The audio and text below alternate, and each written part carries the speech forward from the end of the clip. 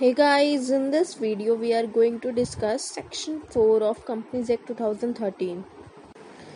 So guys, section 4 बात करता है मेमोरेंडम ऑफ एसोसिएशन की। मेमोरेंडम ऑफ एसोसिएशन क्या होता है?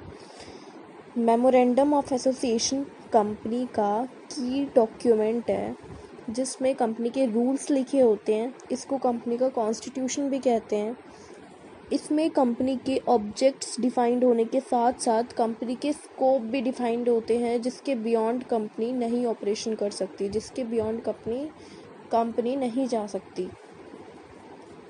नाउ अब बात करते हैं सेक्शन 4 क्या कहता है। सेक्शन 4 सबसेक्शन 1 सेक्शन 4 की सबसेक्शन 1 में डिफाइंड है मेमोरेंडम ऑफ एसोसिएशन के क्लॉजेस।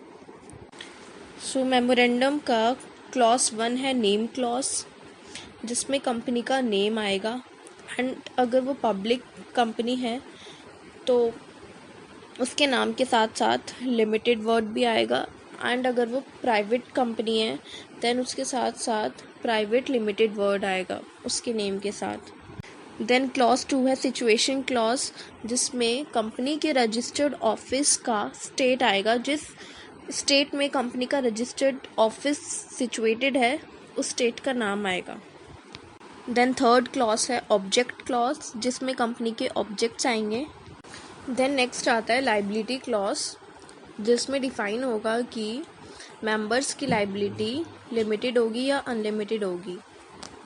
ऑल्सो अगर कंपनी लिमिटेड बाय शेयर्स है तो मेंबर्स के पास जितने शेयर्स है अगर उस पर कोई अनपेड अमाउंट है तो वो उसके लिए लाइबल होंगे। और अगर कंपनी लिमिटेड बाय गारंटी है देन डिफाइन होगा कि वाइंडिंग अप के टाइम पे मेंबर्स कितना कंट्रीब्यूट करेंगे।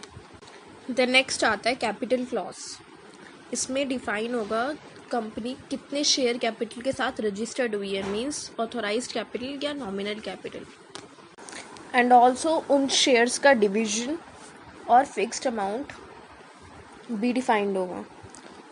और जो जितने भी सब्सक्राइबर्स टू द मेमोरेंडम है उनके हैंड्स में कितने शेयर्स हैं वो, और मिनिमम उनके हैंड्स में 1 शेयर तो होना ही चाहिए।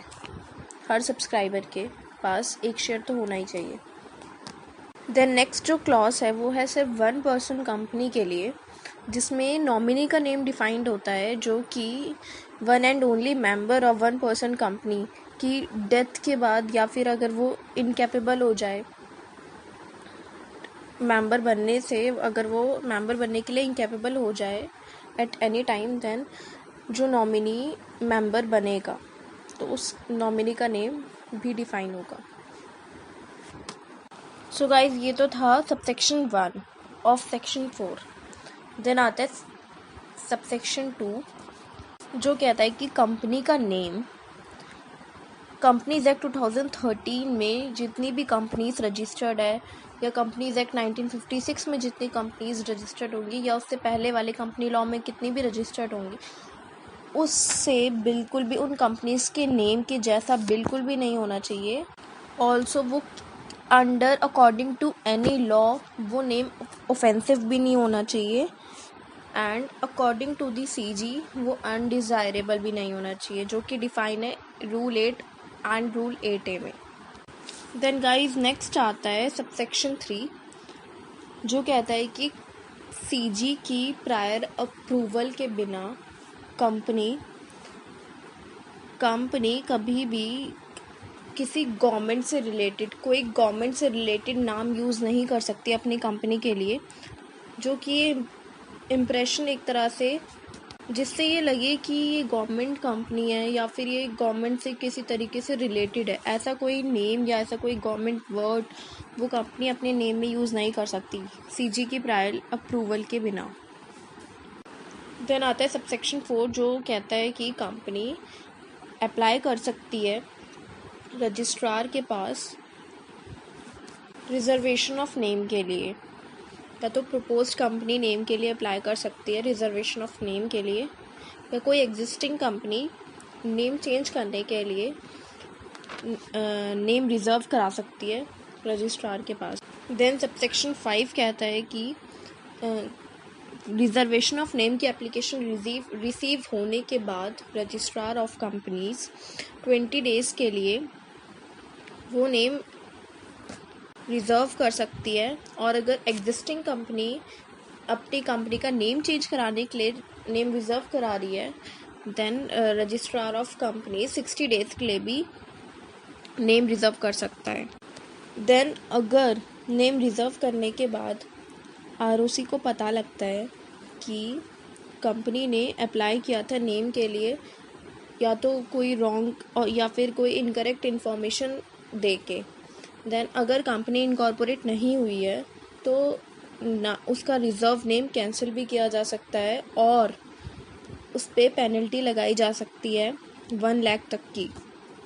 एंड अगर कंपनी इनकॉर्पोरेट हो गई है तो उस कंपनी को पहले अपनी बात रखने का मौका दिया जाएगा और देन रजिस्ट्रार उसको 3 महीने के अंदर ऑर्डिनरी रिजोल्यूशन पास करके नेम चेंज करने के लिए कह सकती है या फिर उसका नेम स्ट्राइक ऑफ भी कर सकती है या फिर कंपनी को वाइंडिंग अप के लिए भी भेज सकती है।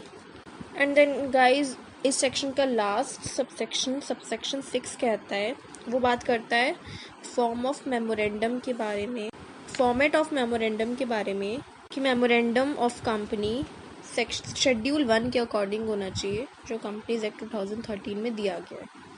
तो ये था सेक्शन 4 ऑफ कंपनीज एक्ट 2013।